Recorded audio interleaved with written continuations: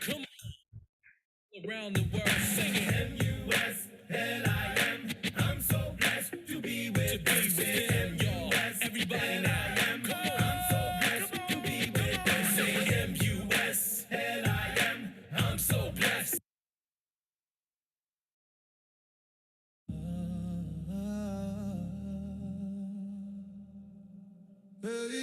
Say that name, let the story be sung. Voices of the past, keep the future young. Stand together, we rise as one. Black Muslim strong till the work is done.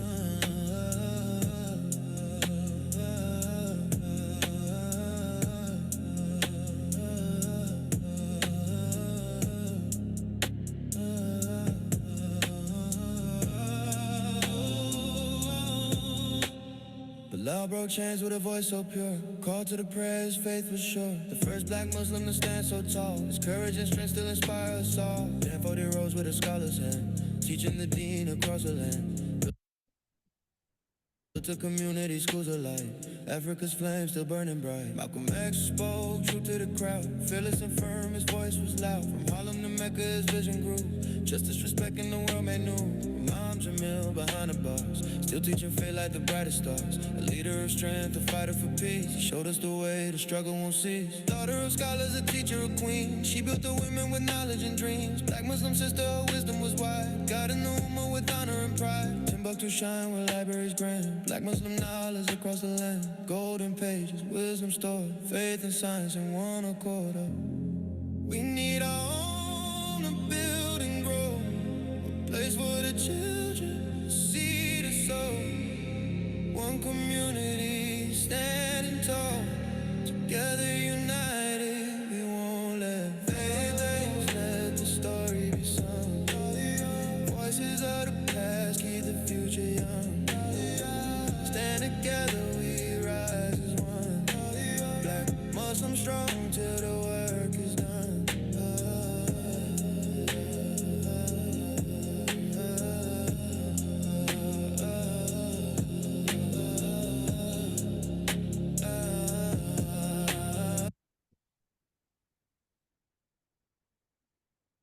Assalamu alaikum. Welcome to another edition of Muslim African American Heritage Month. My name is Teray Muhammad. I'm your host, and I will be bringing you today another series. So let's open it with prayer.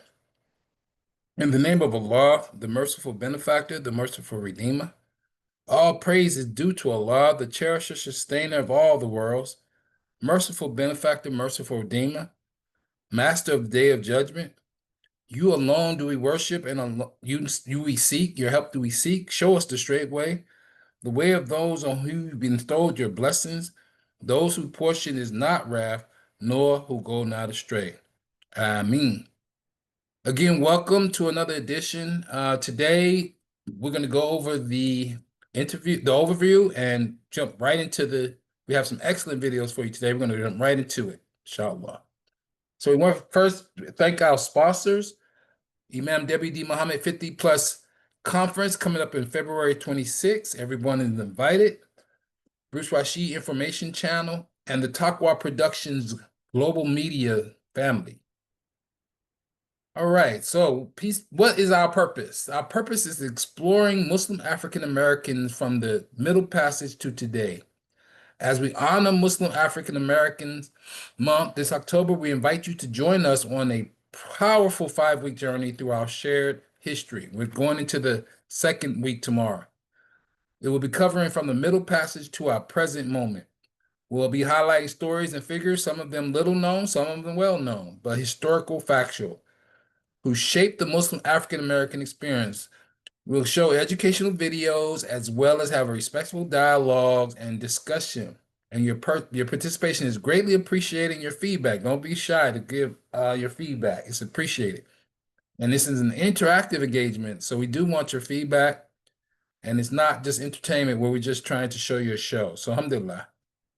So let's look first at what Imam Muhammad called words make people. So the first one is Muslim. What is a Muslim? A person who believes in the one creator, God, Allah, Yahweh, whatever you want to call it. Also, African, a person whose DNA and ancestors is traced back to the continent of Africa. Some people like to say, I'm not African. Yes, you are. Sorry, your DNA and your color says you're African. Next is American, a person who is a citizen of the United States of America. Finally, heritage. A heritage is your history, tradition, culture that is inherited by your parents. Why you do things, why you dress like you do, why you talk like you do. It's inherited from your parents. You learned it from your parents, and now you're passing it on in your previous generations, your great grandfather, your great great grandfather, et cetera, et cetera. All right. So today, still in past part one, the end of part one, we're going to study mainly slavery to Emancipation Proclamation and the Great Migration. So first, we're going to look at introduction to the topic. We got a quiz question for you. We have pictures, a video we're going to go through, and then finally, we're going to have a discussion and open up for QA and have a closing. Okay? So the topic today is, again, slavery to emancipation. We're going to study Kunta Kinte, because these are the ones we looked at already. And we're going to talk about Kunta Kinte, slave named Toby, Harriet Tubman, and as well as the Emancipation and the Great Migration, phase one. All right. Now, quiz question. Did you know Harriet Tubman was a Muslim? Did anybody know that on the show? Y'all can talk up, or if not, I'll go ahead and give the answer. Why was she a Muslim? Because her birth name was Araminta or Aminata in Arabic, Harriet Rose, and she worshiped the one creator, the one God, and got her strength from the creator, and we'll show you that. You cannot, in my opinion, worship any other deity and did what she did and took on the strength that she did. You just can't do it. So we'll show you how that worked, okay? All right, let's open it up to videos and we'll start from there. Hopefully we have audio. If we don't, please let me know and I'll try to troubleshoot it. All right, here we go. First, we're going to look at the Kunta Kinte.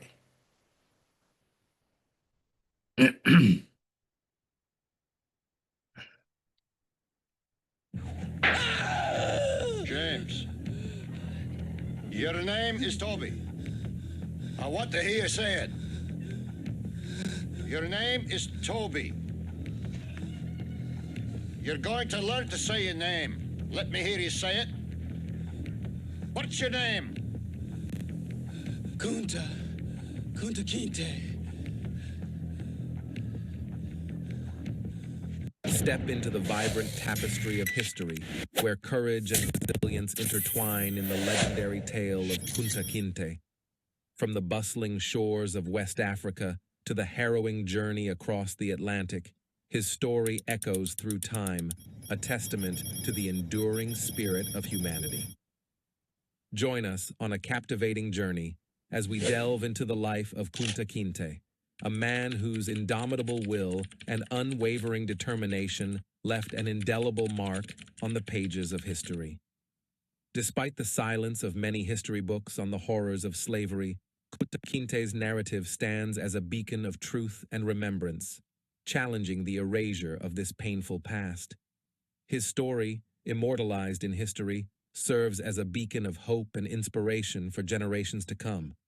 As we unravel the layers of Kunta Kinte's saga, we are reminded of the strength found in the face of adversity and the power of resilience in the pursuit of freedom.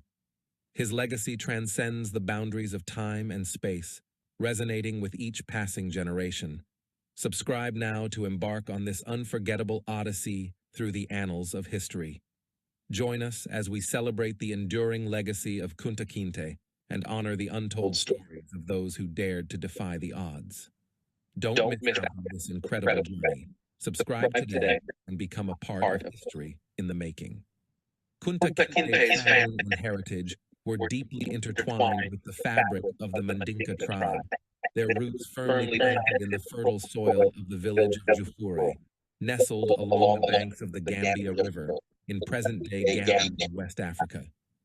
Within this close-knit community, Kunta's parents, Omar Kinte and Binta Kinte, stood as pillars of strength and tradition, embodying the values of honor, resilience, and reverence for ancestry that defined Mandinka life. Omoro, renowned for his prowess as a skilled warrior, commanded respect not only within his own household, but also among the broader Mandinka community. His presence exuded a quiet strength, tempered by wisdom and a deep understanding of Mandinka customs and traditions. Binta, on the other hand, radiated warmth and compassion, her nurturing spirit serving as a stabilizing force within their household. From a young age, Kunta was enveloped in the rich tapestry of Mandinka culture, his days filled with the rhythmic beats of drums and the melodious chants of griots, recounting tales of valor and resilience from generations past. His parents, like many Mandinka elders, understood the importance of instilling a sense of pride and belonging in their children, grounding them firmly in their cultural identity amidst a changing world. In Jafurah, as in many parts of Gambia, diversity flourished, with various ethnic cultures coexisting harmoniously. The Mandinka, Wolof, Fula, and other ethnic groups each contributed their unique customs and traditions to the vibrant tapestry of Gambian society. Yet, beneath this outward harmony lurked tensions, fueled by the encroachment of European traders and the insidious spread of transatlantic slave trade. The arrival of European merchants in the 15th century marked a dark chapter in Gambia's history, disrupting age-old social structures and sowing seeds of discord among once united communities. Exploiting existing rivalries and power dynamics, these traders perpetuated a cycle of violence and exploitation, tearing families apart and leaving a trail of devastation in their wake. Despite the looming shadow of external threats, Kunta's childhood in Jufur was imbued with a sense of resilience and community forged through shared adversity. In the absence of formal education, he gleaned invaluable life lessons from his parents and elders, learning to navigate the complexities of Mandinka society with courage and integrity. Through rituals, ceremonies, and oral traditions passed down through generations, Kunta and his peers gleaned insights into their ancestors' struggles and triumphs, drawing strength from their collective heritage. Each story served as a thread connecting them to the tapestry of Mandinka history, reinforcing the bonds of kinship and solidarity that sustained them in times of hardship. As Kunta matured into adolescence, his experiences in Jufure would shape him into the courageous individual he was destined to become. Rooted in the traditions of his ancestors, yet poised to confront the challenges of an uncertain future, he stood as a testament to the enduring spirit of resilience that defined the Mandinka people in the face of adversity. Kunta Kinte was captured in his village of Jufur by slave traders while he was looking for firewood in the bush. 4 men chased him, surrounded him, and took him captive. Kunta awoke to find himself blindfolded, bound, and a prisoner. He was forcibly seized from his homeland in the Gambia by African slave traders who collaborated with European merchants. These traders exploited existing conflicts and conducted raids on villages to acquire captives, including Kunta. Subsequently, he was sold into slavery at coastal trading posts. He and others were put on the slave ship. Kunta Kinte's journey across the Atlantic epitomized the horrors of the transatlantic slave trade. Shackled together with hundreds of other enslaved Africans, he endured the suffocating hold of a slave ship where the air was thick with the stench of sweat, vomit, and human waste. The space was so cramped that there was barely enough room to move, and many were forced to lie in their own filth for weeks on end.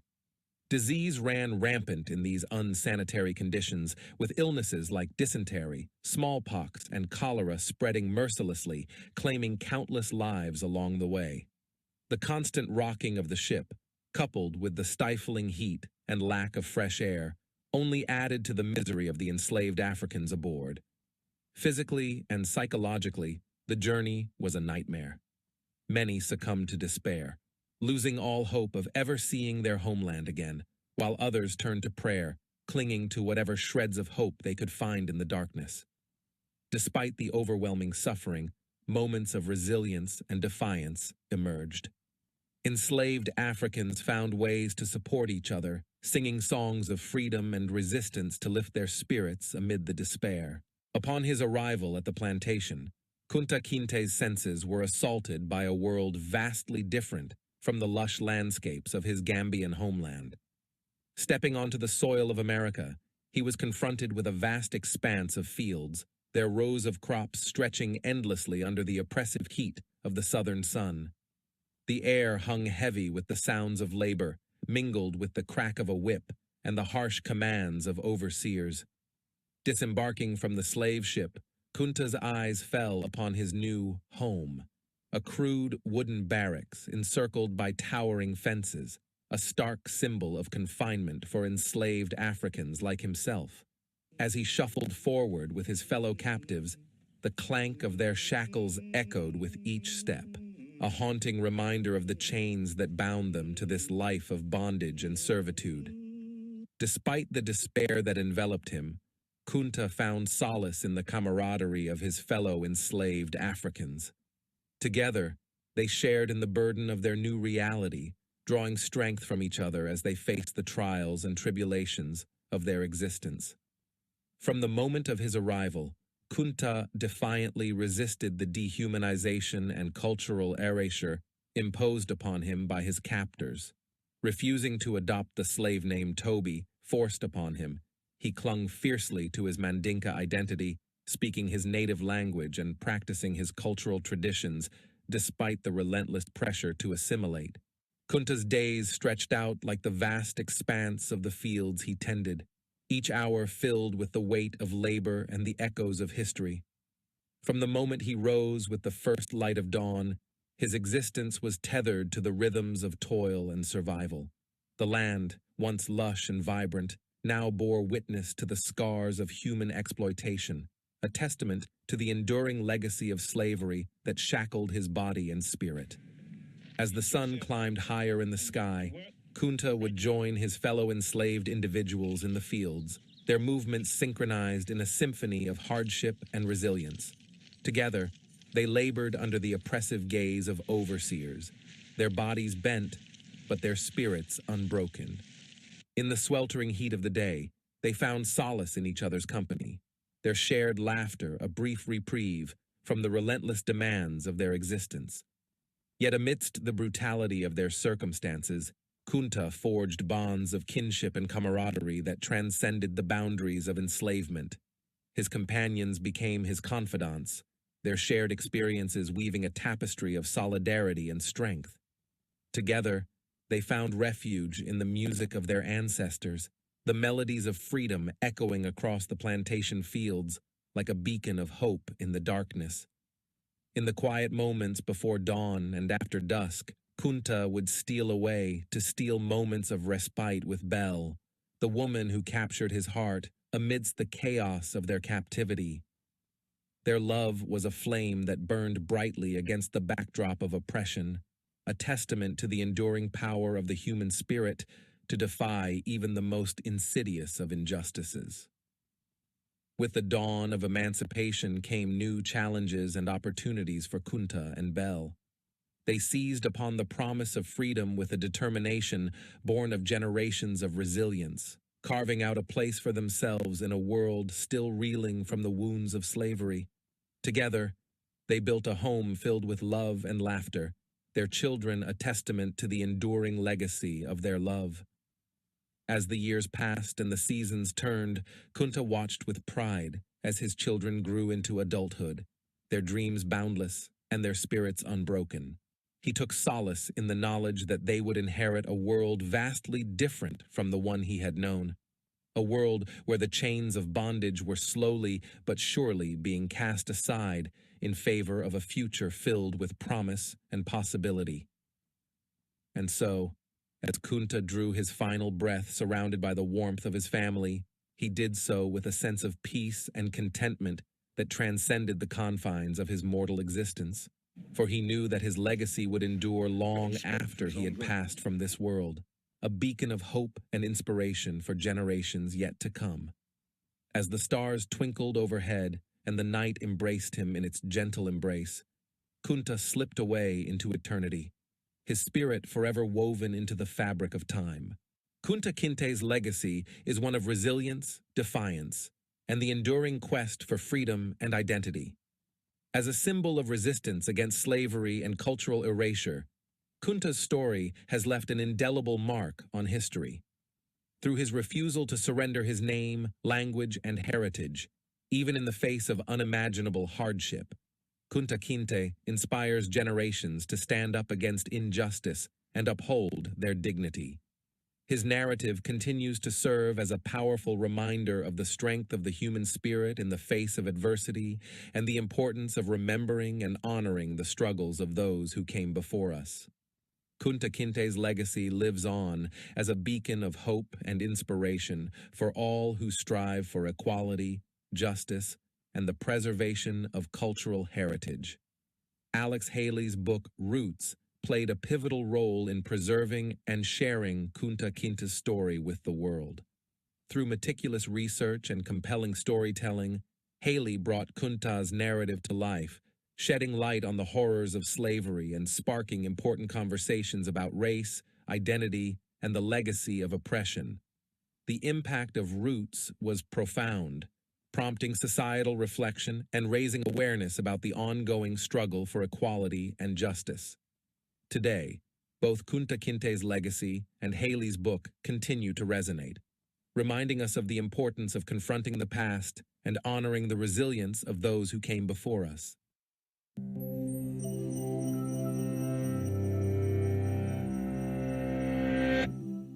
Escaping slavery,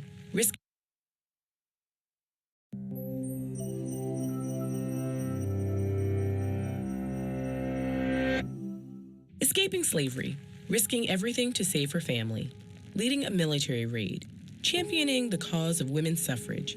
These are just a handful of the accomplishments of one of America's most courageous heroes. Harriet Tubman was born Araminta Ross in Dorchester County, Maryland, in the early 1820s. Born into chattel slavery, Araminta, or Minty, was the fifth of 9 children. 2 of Minty's older sisters were sold to a chain gang. Even as a small child, Minty was hired out to different owners who subjected her to whippings and punishment. Young Minty's life changed forever on an errand to a neighborhood store. There, an overseer threw a 2-pound weight at a fugitive enslaved person, missed, and struck Minty instead. Her injury caused her to experience sleeping spells, which we know of today as narcolepsy, for the rest of her life. Minty's owner tried to sell her, but there were no buyers for an enslaved person who fell into sleeping spells. She was instead put to work with her father, Ben Ross, who taught her how to lumber. Lumbering increased Minty's physical strength and put her in touch with free black sailors who shipped the wood to the north. From them, Minty learned about the secret communications that occurred along trade routes, information that would prove invaluable later in her life. In this mixed atmosphere of free and enslaved blacks working side by side, Minty met John Tubman, a free black man she married in 1844. After marriage, she renamed herself Harriet after her mother. Harriet Tubman's owner died in 1849. When his widow planned to sell off her enslaved human beings, Harriet feared she would be sold away from everyone she loved. She had heard of an underground railroad, a secret network of safe houses, boat captains, and wagon drivers willing to harbor fugitive enslaved people on their way north. So Tubman fled with 2 of her brothers, Ben and Harry. They eventually turned back, fearing they were lost. But in one of her sleeping spells, Harriet dreamed that she could fly like a bird. Looking down below, she saw the path to liberation, and in the autumn of 1849, she set out on her own, following the North Star to Pennsylvania and to freedom. Tubman returned to the South 13 times to free her niece, brothers, parents, and many others. She earned the nickname Black Moses and worked diligently with fellow abolitionists to help enslaved people escape, first to the North and later to Canada. Harriet Tubman worked as a Union Army nurse, scout, and spy during the Civil War. In 1863, she became the first woman in United States history to plan and lead a military raid, liberating nearly 700 enslaved persons in South Carolina. After the war, the 13th Amendment to the United States Constitution legally abolished slavery, while the 14th expanded citizenship and the 15th gave voting rights to formerly enslaved black men. But she was undaunted, and she persisted. She raised funds for formerly enslaved persons and helped build schools and a hospital on their behalf. In 1888, Tubman became more active in the fight for women's right to vote. In 1896, she appeared at the founding convention of the National Association of Colored Women in Washington, D.C., and later at a women's suffrage meeting in Rochester, New York. There she told the audience, "I was a conductor on the Underground Railroad, and I can say what many others cannot. I never ran my train off the track, and I never lost a passenger." As her fame grew, various friends and allies helped her in the fight to collect a veteran's pension for her service in the Union Army. In 1899, she was finally granted $20 a month. In a fitting twist of fate, the United States Treasury announced in 2016 that Tubman's image will appear on a redesigned $20 bill. Harriet Tubman died on March 10, 1913. Even on her deathbed at age 91, she kept the freedom of her people in mind. Her final words were, "I go away to prepare a place for you." If you're inspired by Harriet Tubman's life and work, we highly recommend the Pulitzer Prize-winning novel, The Underground Railroad. This wildly inventive and courageous book follows protagonist Cora through the trials and horrors of escaping slavery in the South. You can download an audio version of the book for free at audible.com/TEDEd. Every free trial created encourages Audible to continue supporting TEDEd's nonprofit mission.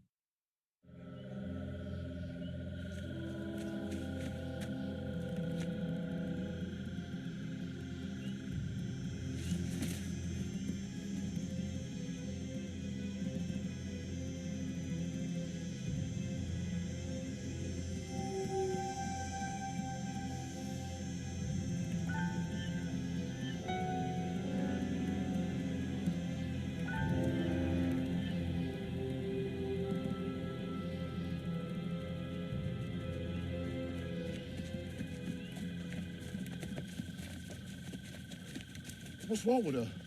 She brilliant. Meant to peculiar that way. What we supposed to do? Wait? She our leader. Get her. Don't touch her. She talking to Guy. They're coming. We gotta go. We can't go this way. There's danger. God say which way we can go? Left.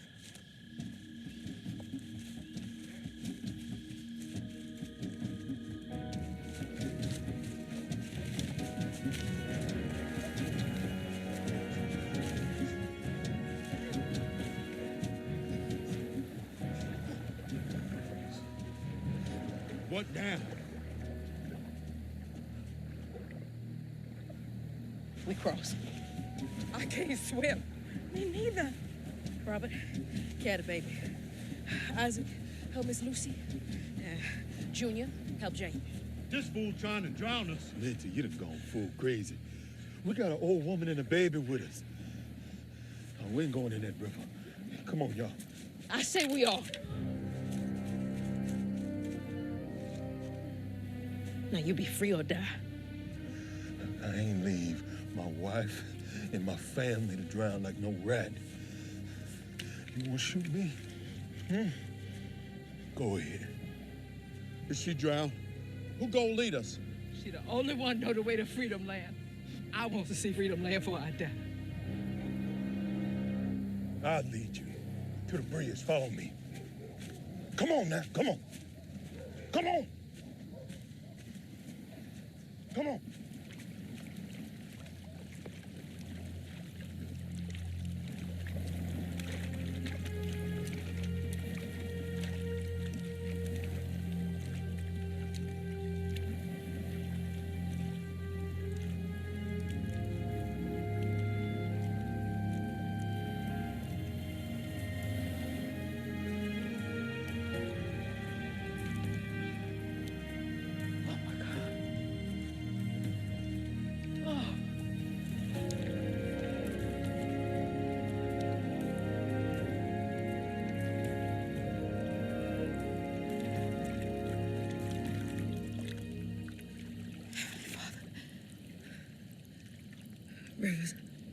of living water flowed through me.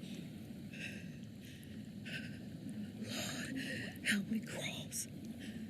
Lead me through.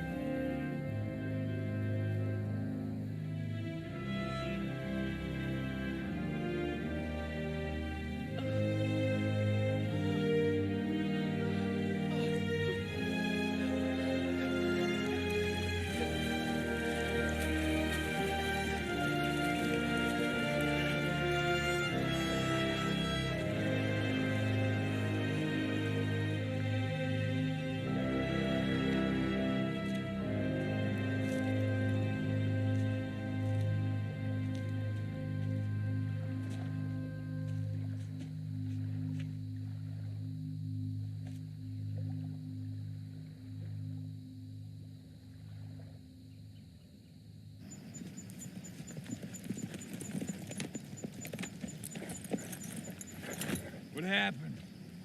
I lost them. Lost them. They disappeared in the fall first.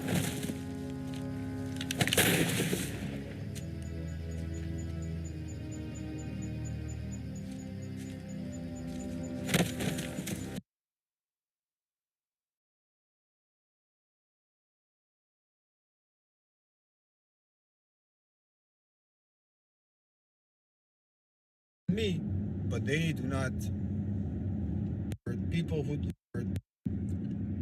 peace be with you. So this morning I'm driving home from work, and I was thinking about, examples of Muslims, and for some reason, an example of a lady named Harriet Tubman came to mind. So for people who don't know who this was a woman who lived during the slavery era. She was a black woman, and she saved a lot of people through what was called the Underground Railroad. So this woman was a Muslim in that sense of the word. She risked her life to save as many of her people as possible. This is what every Muslim has to do eventually. But before a person can do that, they have to understand what Islam is. Otherwise, they end up trying to save an organization that is very corrupt in a lot of places. So the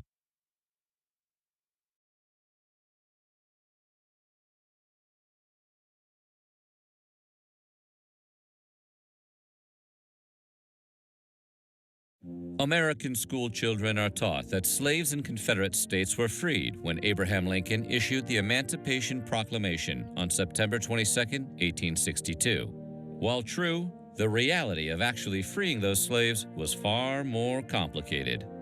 Today, we're going to take a look at what actually happened on plantations when the slaves were freed.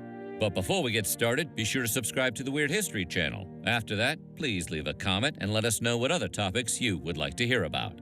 Okay, so let's head back to the days after the Civil War.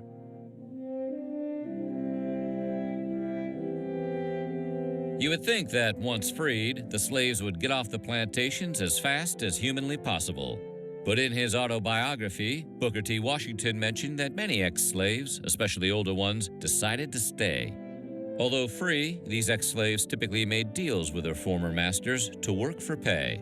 According to Washington, one by one, the older slaves began to wander from the slave quarters back to the big house to have a whispered conversation with their former owners as to the future. Thomas Rutling was only 9 when he and his fellow slaves learned of their emancipation. He thought freedom would mean his family would now live a life like their former master, but instead, the family chose to stay on the plantation another 2 years. Rutledge, along with his brother and sister, finally left the plantation in 1865. They went to live with a family in Nashville. He later attended the Fisk Free Colored School, which eventually became Fisk University.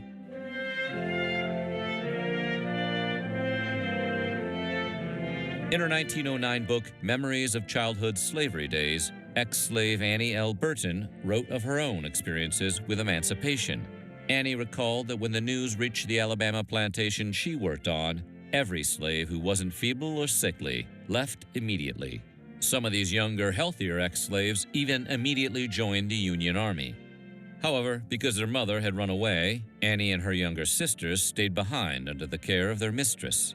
This may not have been the act of charity it appears to be. This same mistress tried to talk her husband into not telling the slaves about their freedom, and then made the feeble and sickly slaves who remained on the plantation work the fields.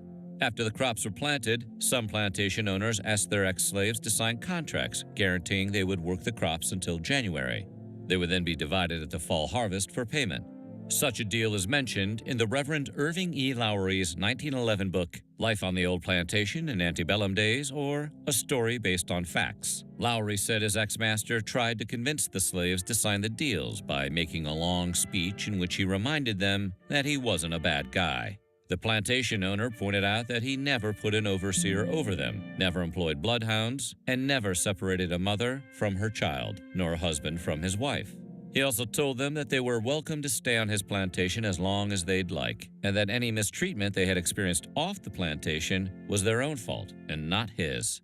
Although that argument might sound meager to us, all but one ex-slave signed the contract.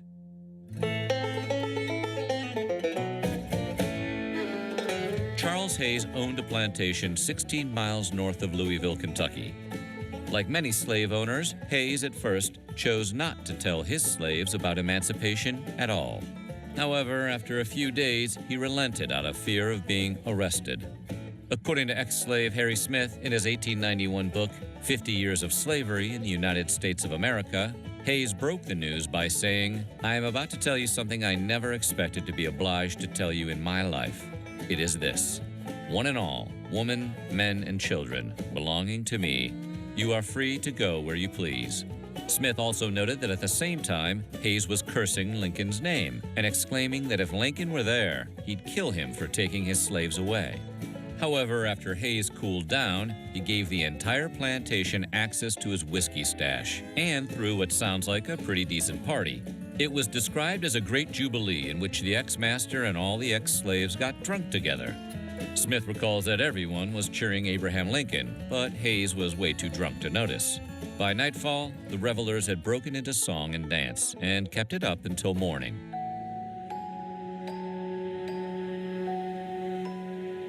According to the Civil War diary of James T. Ayers, Charles Hayes was far from being the only master who tried to hide the news of emancipation from his slaves. Ayers was a Union recruiter who went into the South to enlist newly freed men into the Union Army. Things being as they were, he also often found himself as the person to inform the ex-slaves that they were, in fact, now free. In his diary entry for May 7, 1864, Ayers recorded spreading the word about emancipation to a group of 4 ex-slaves on a plantation near Huntsville, Alabama. He accomplished this by showing them a broadside that featured an illustration of freed slaves on one side and a 2-sentence version of the Emancipation Proclamation on the other. Ayers states the 4 men agreed to enlist, so he told them to gather their things, and he promised he would protect them. When they were confronted by their ex-master, Ayers drew his revolver and, sounding much like a hero in an action movie, calmly told the man, "I shall not hurt a hair of your head, sir, if you be quiet, but I have come for your slaves, and your slaves I'll have." It is believed that Ayers recruited hundreds of black soldiers to the Union cause and spread the word of emancipation to thousands before his death in September of 1865.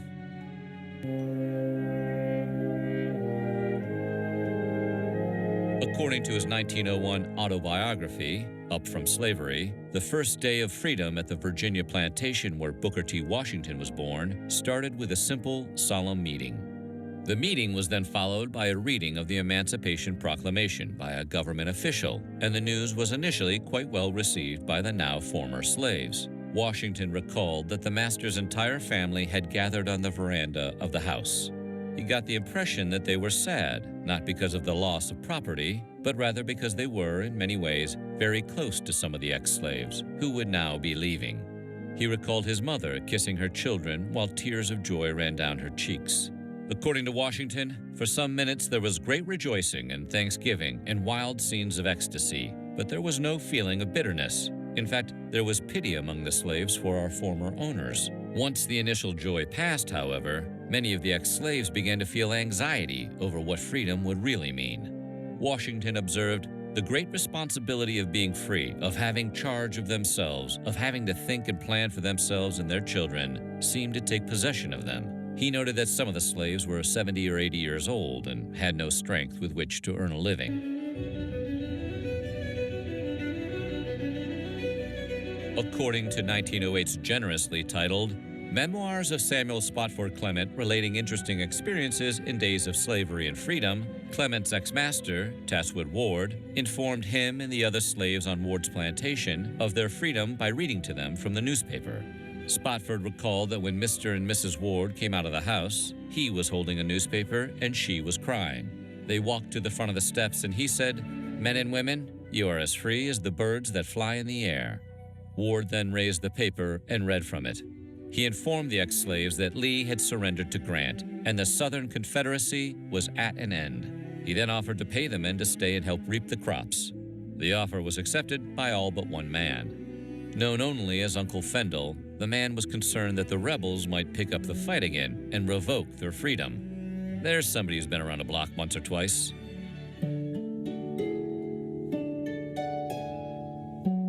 Thomas Almond Ashby was 17 years old when he watched his father inform the family slaves on their Front Royal, Virginia plantation that they were all now free. In his 1914 memoir, The Valley Campaigns, Ashby recalled that his father told the ex-slaves that he had no further control over them, and that in the future he would pay them for their services based on wage rates established by the community. He told them that if they wished to stay in his employ, they could do so as long as they desired, but that if any of them wished to seek out a new home, he wouldn't try to stop them from making a change.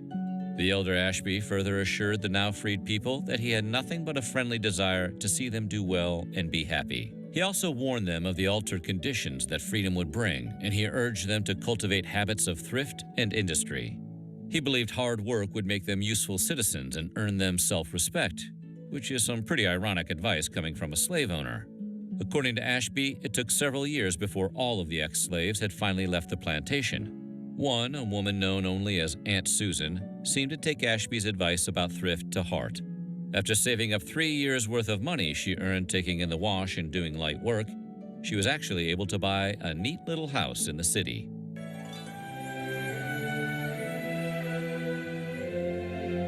Juneteenth, also known as Emancipation Day or Freedom Day, is an official holiday in the state of Texas and an unofficial American holiday that commemorates June 19, 1865. On that date, Union General Gordon Granger read from the federal proclamation that slavery was over in the state of Texas. While the Emancipation Proclamation had ended slavery in the Confederacy more than 2 years earlier, it took some time for the news to reach all parts of the war-torn states. Granger's proclamation guaranteed absolute equality of personal rights and rights of property between former masters and slaves. It also declared that the connection between master and slave was officially replaced by that between employer and hired labor. During the late 19th century, Juneteenth was primarily celebrated by the black community. However, the civil rights movement of the 1950s and 60s led to a renewed interest in the holiday at a wider level. In January of 1980, it became an official holiday in the state of Texas. And in the 21st century, it has become a widely recognized day to celebrate black historical achievements and encourage respect and pride in all cultures. So what do you think? How fast or slow do you think that change was? Let us know in the comments below, and while you're at it, check out some of these other videos from our weird history. Hi, I'm Clint Smith, and this is Crash Course Black American History. And today, we're talking about the Great Migration. You know, sometimes moving is exciting. Maybe an exciting job opportunity pulls you to a brand new city, and so you get to move someplace you've never been. Or you go from being a college student to a working adult and get to move into the apartment of your dreams. Or, if you were like me, one that you shared with 7 other people. Shout out to your early 20s. But sometimes people don't leave a place simply because they want to, but because in one way or another, they've been pushed away in what would become known as the Great Migration, which took place in the early to mid-20th century. Many Black Americans who lived in the South moved to the northern United States, to the urban South, and to the West. They did this to find better jobs, more economic mobility, and to escape the ever-present threat of violence in the South. Let's start the show.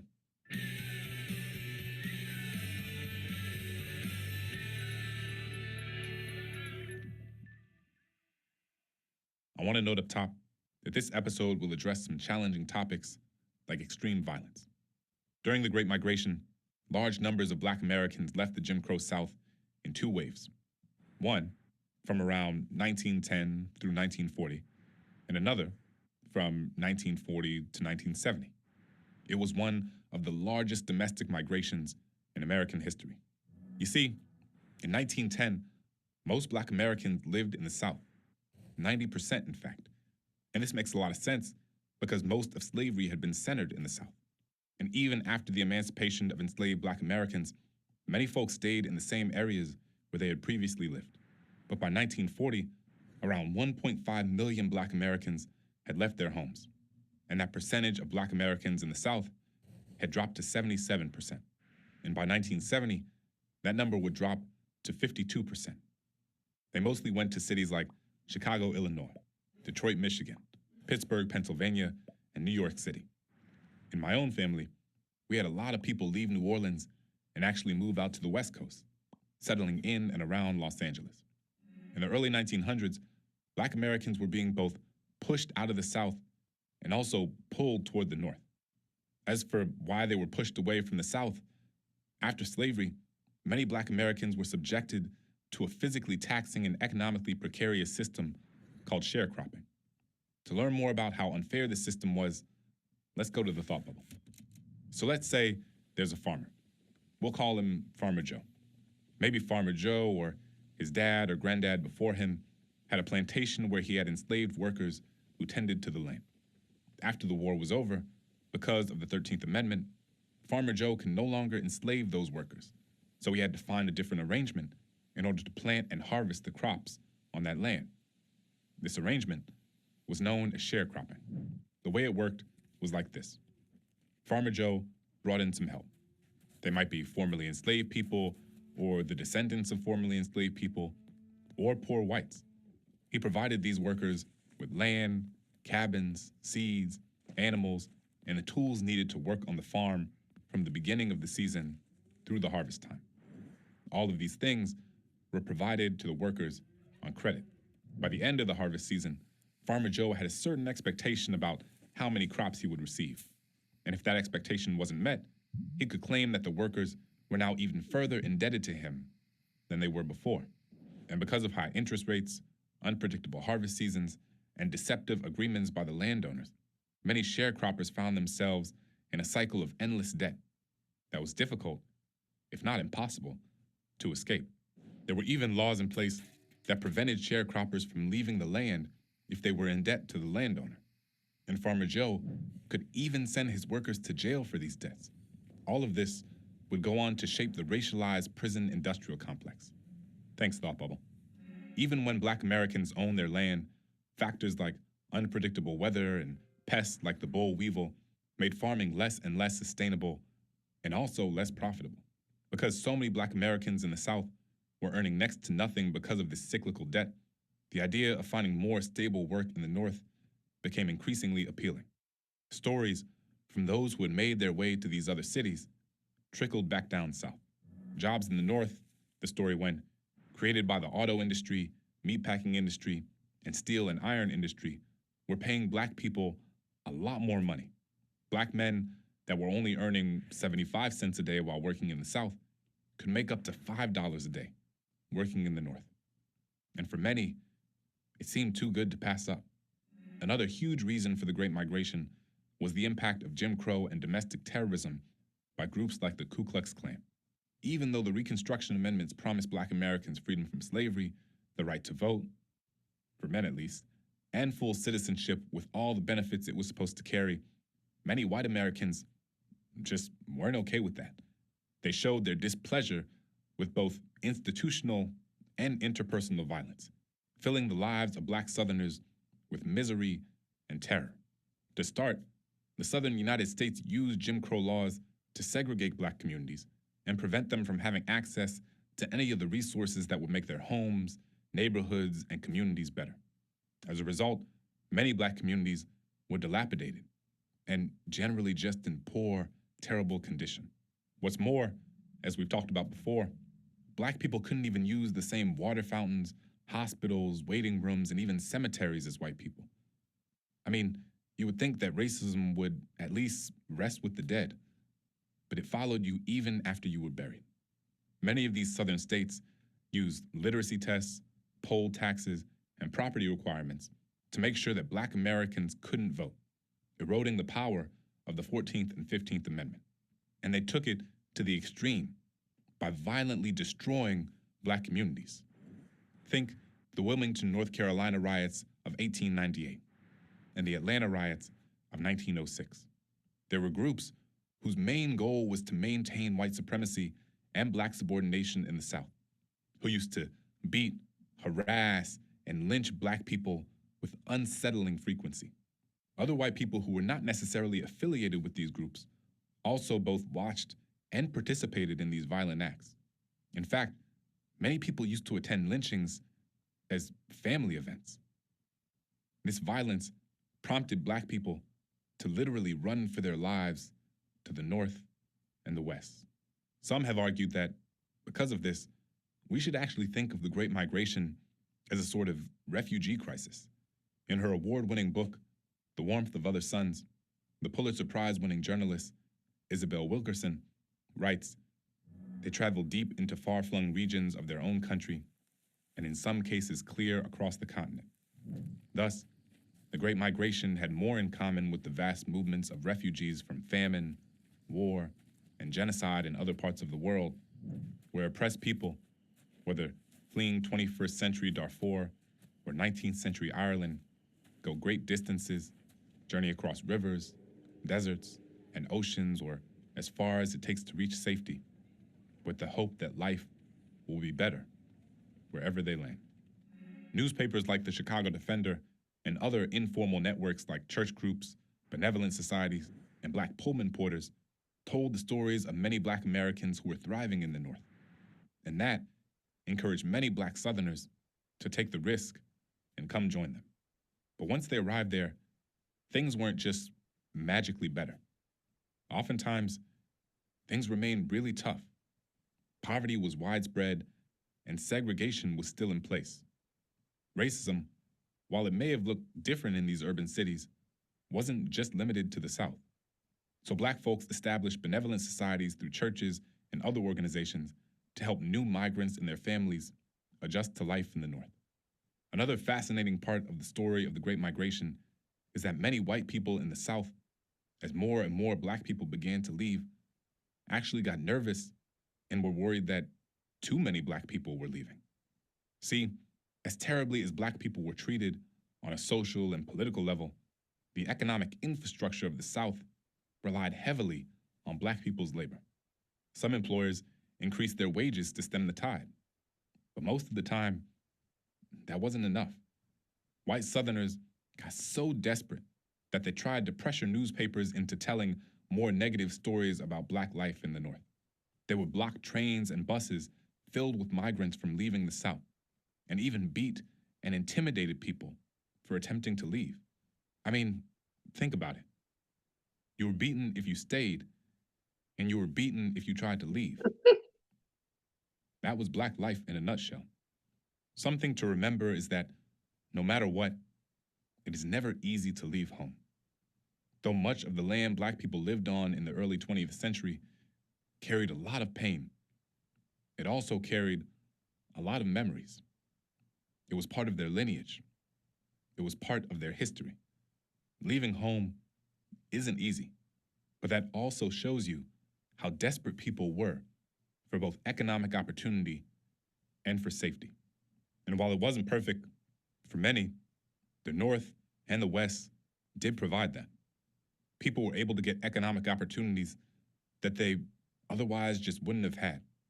And while, to be sure, violence against black folks did exist in the North, it wasn't nearly as extensive as it was below the Mason-Dixon line. What's more, The Great Migration created huge hubs of Black urban spaces and culture. It would go on to give us some of our best artists, musicians, and writers. The Great Migration was nuanced, complicated, and dynamic. And the story we tell about it should reflect that complexity. It's not just a story of what was done to Black people, but serves as an example of Black Americans taking control of their lives, identities, and destinies in a country that was constantly attempting to strip all of those things away from them. The writer Isabel Wilkerson puts it best. Over the decades, perhaps the wrong questions have been asked about the Great Migration. Perhaps it is not a question of whether the migrants brought good or ill to the cities they fled to, or were pushed or pulled to their destinations, but a question of how they summoned the courage to leave in the first place, or how they found the will to press beyond the forces against them and the faith in a country that had rejected them for so long. By their actions, they did not dream the American dream. They willed it into being by a definition of their own choosing. They did not ask to be accepted, but declared themselves the Americans that perhaps few others recognized, but that they had always been deep within their hearts. Thanks for watching. I'll see you next time. Crash Course is made with the help of all these nice people.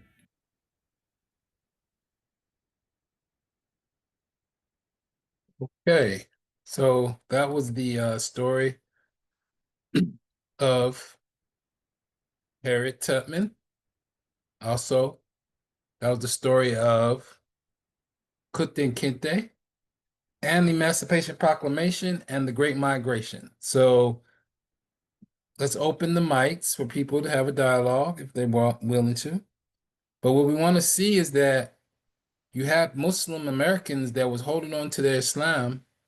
You had a person who was so strong and was really willing to risk her life in order to have freedom and to free others. She came back, they said 13 times.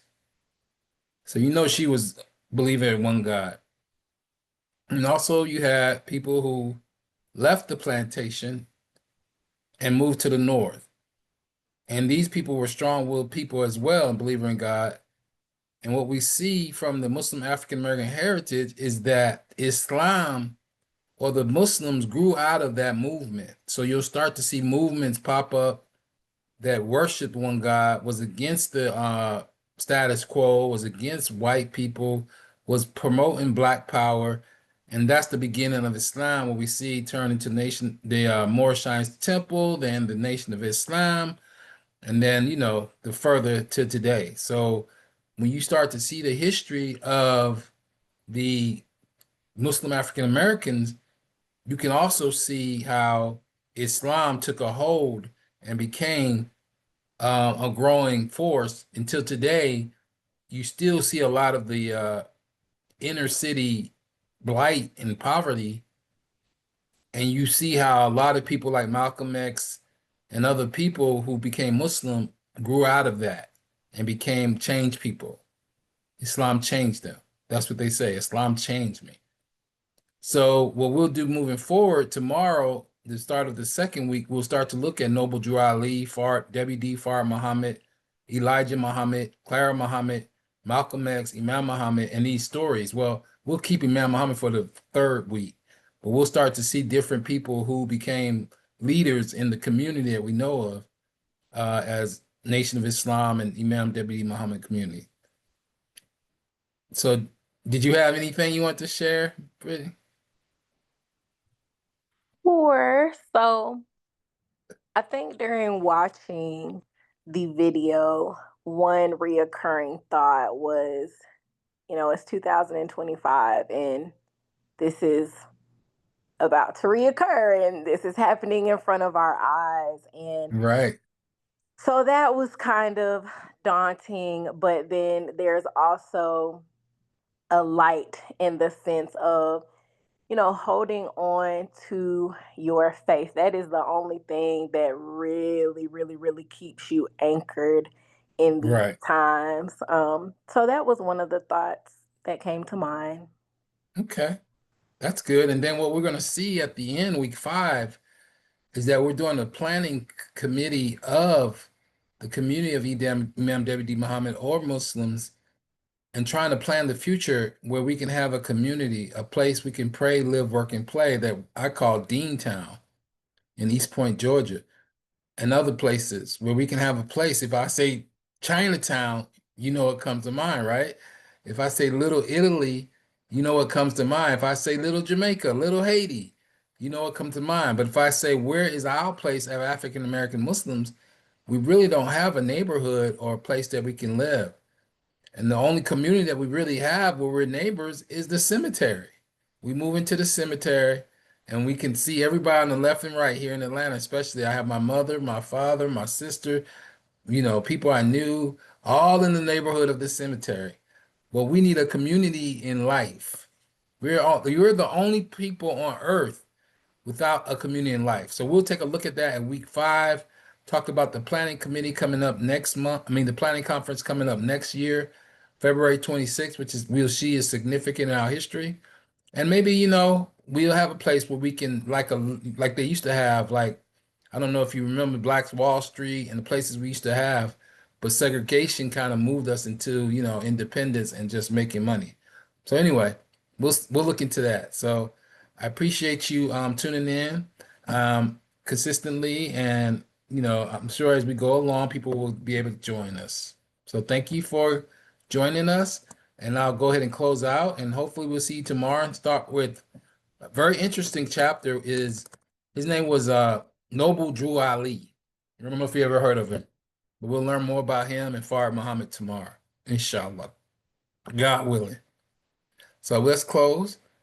Our Lord, give us good in this life and good in the next life, and save us from torment of fire. Ameen. Thank you for coming. Have a great one. You as well. Bye-bye. If you put your email also in the chat, I can let you know, because I was here yesterday. I had to start an hour later, and I had no way to tell you. Oh, so Yeah. where is it uploaded to? It's uploaded to Zoom, and I'm gonna try to upload it to YouTube, but it's on Zoom. I'll send you the link. I'll put the Okay. link. Let me put the link in the chat when I stop the show, and then you can access it there. All righty. Well, thank you and have a great evening.